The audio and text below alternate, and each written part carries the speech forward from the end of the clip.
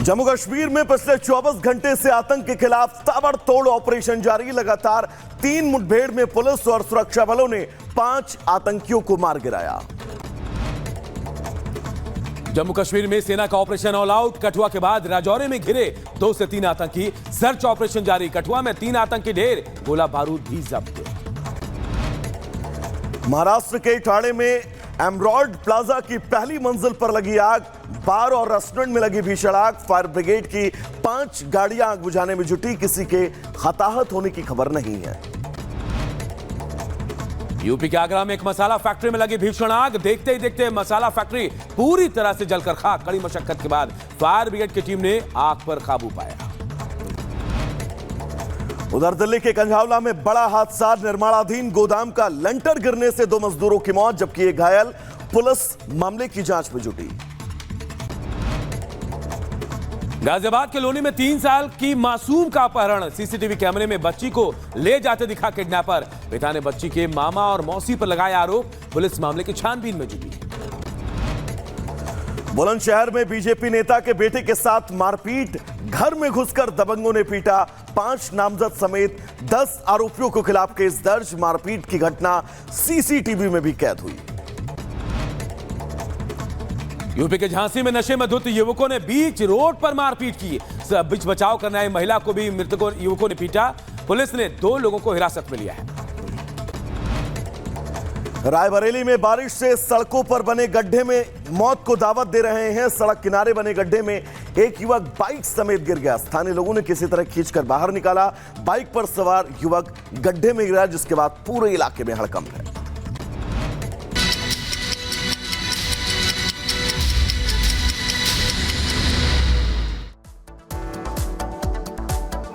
इधर लखनऊ में इजराइल के प्रधानमंत्री का पोस्टर जलाया गया और कहा जा रहा है कि लगभग 1 किलोमीटर लंबा कैंडल मार्च भी निकाला गया। पूरी खबर इस रिपोर्ट में आपको बताएं।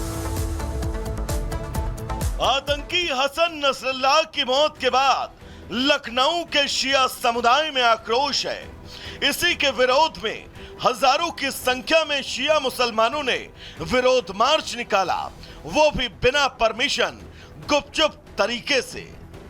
हाथों में हसन नसरल्लाह की तस्वीर लेकर जिंदाबाद के नारे लगे। आतंकी की हत्या से आक्रोशित शिया समुदाय ने इजराइल के प्रधानमंत्री का पोस्टर जलाकर विरोध किया। विरोध प्रदर्शन में भारी संख्या में समुदाय से जुड़े लोग पहुंचे। हालात तो ये हो गए कि कुछ ही देर में लखनऊ में करीब 1 किलोमीटर लंबा जाम लग गया। प्रदर्शन कर रहे लोगों ने हिजबुल्लाह के महासचिव नसरल्लाह की मौत पर अफसोस जताते हुए इसे इजराइल की साजिश बताया। एक आतंकी की हत्या को लेकर इनमें आक्रोश इतना है कि इन्होंने दुनिया के 56 मुस्लिम मुल्कों को एक साथ आने की गुहार लगाई।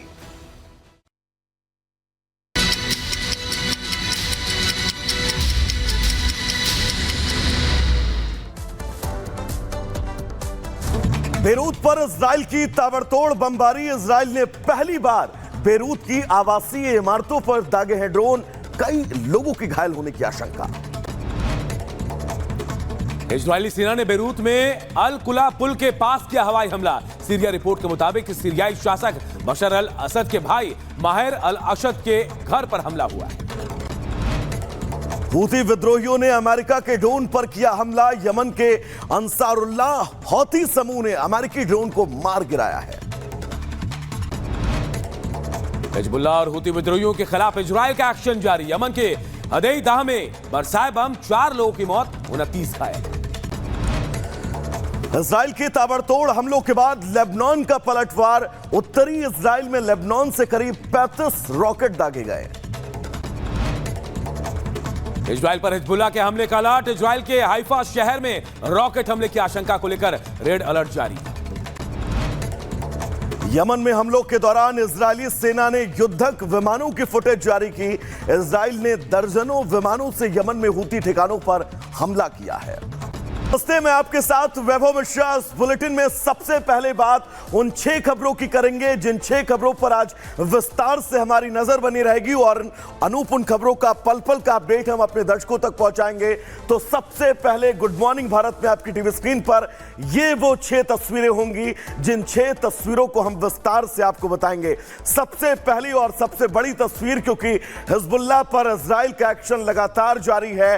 दूसरी खबर होगी हूती विद्रोहियों पर लगातार इजराइल की तरफ से बम वर्षा की जा रही है। जम्मू कश्मीर में ऑपरेशन ऑल आउट सुरक्षा बलों का लगातार युद्ध स्तर पर जारी है। तो चौथी बड़ी खबर, यूपी में बीजेपी की बड़ी बैठक होगी, डॉक्टरों का मार्च है, आज हड़ताल होगी। और छठी और सबसे अहम खबर, क्योंकि कोसी नदी में जलस्तर बढ़ने के बाद कोसी नदी से लगे हुए वो तमाम इलाके इस वक्त बाढ़ की त्रासदी से त्रस्त हो चुके हैं।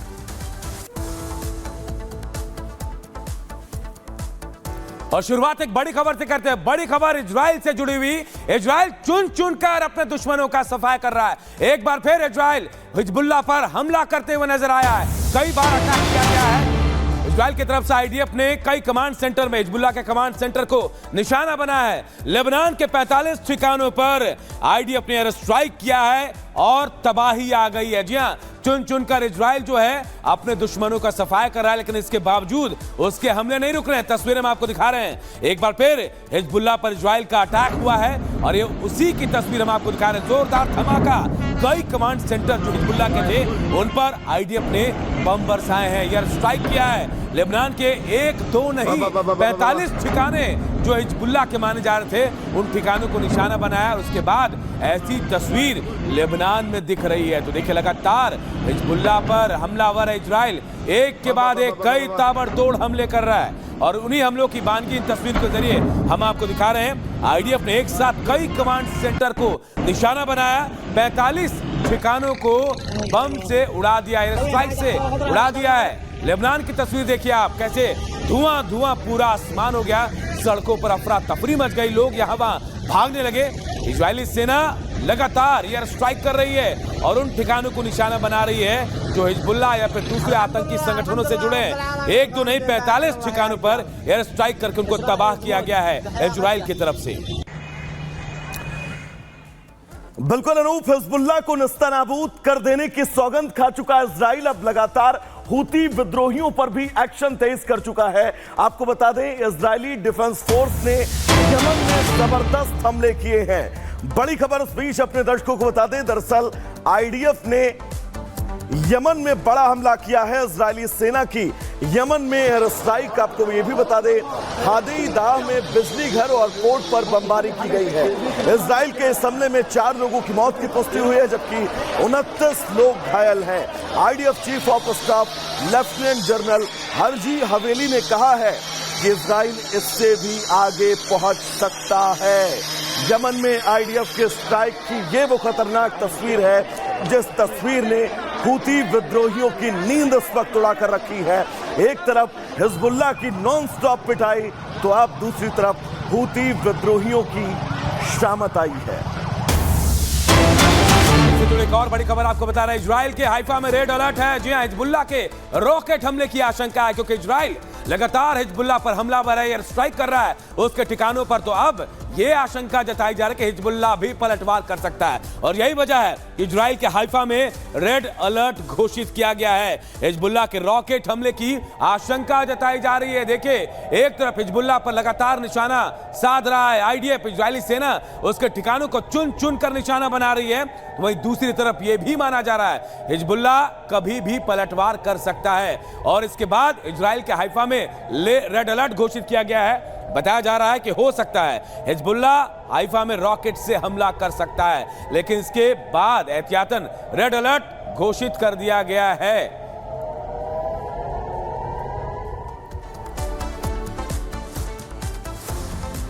तो 2 तस्वीरें हम आपको दिखा रहे हैं। हिजबुल्लाह पर बमबारी जारी है और उसके बाद अब हूती की बारी आ गई। जी हाँ, हिजबुल्लाह के चीफ को मारने के बाद अब नंबर हूती का आ गया है और जैसा कि इजराइल ने साफ कर दिया है कि वो आतंकियों को नहीं छोड़ेगा, हिजबुल्लाह को खत्म करेगा। उसके बाद अब बारी हूती की आ गई। हूती भी रह रहकर इजराइल पर अटैक कर रहा था। इसके बाद अब कहीं ना कहीं यह कहा जा रहा है कि अगला नंबर हूती का है। हूती भी इजराइल के निशाने में है। जो इजराइल पर अटैक करेगा, इजराइल से दुश्मनी मोल लेगा, इजराइल उसको खत्म करेगा। पीएम नेतन्याहू ने इस बात का प्रण भी लिया हुआ है।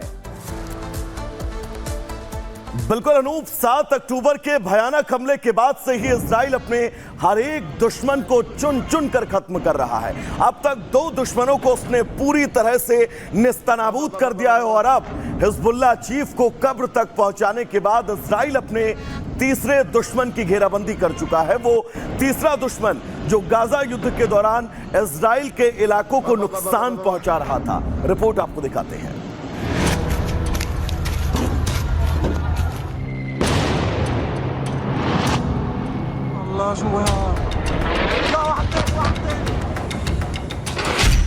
मिडिल ईस्ट में इजराइल का भीषण प्रहार।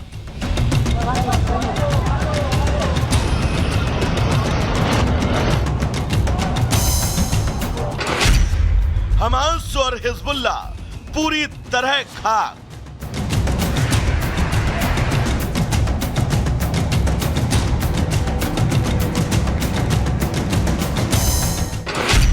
अब अगले दुश्मन के खात्मे की तैयारी। अल्लाहू अकबर।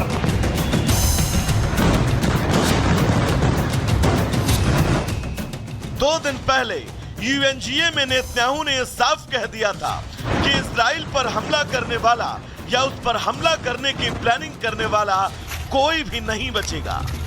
और अब तक गाजा और लेबनान में जो कुछ हुआ है उसकी तस्वीरें नेतन्याहू की बात को साबित करती हैं।